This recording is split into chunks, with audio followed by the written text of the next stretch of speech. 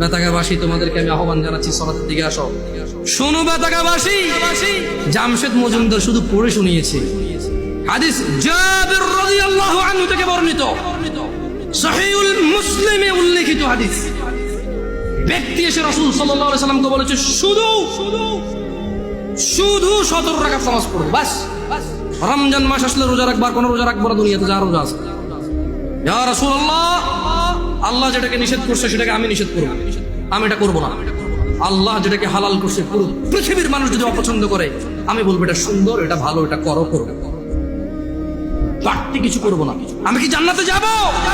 তিনি সাল্লাল্লাহু আলাইহি সাল্লাম বলেছেন যে নাম, তুমি জান্নাতে যাবা যদি এমনটা করো। যারা আপনারা অভাবের দোহাই দিয়ে সালাত আদায় করেন না, আপনাদেরকে বলে রাখি, ঈশান নামাজ 15 রাকাত নয়, ঈশান নামাজ মাত্র 4 রাকাত। আমি এই আমার নাঙ্গলকোটে আমার গ্রামে এসে মুরব্বিদেরকে জিজ্ঞেস করেছি, বলেছি যে ঈশান নামাজ 15 রাকাত কিভাবে? বললাম, দাদা ঈশান নামাজ কেমনে 15 রাকাত?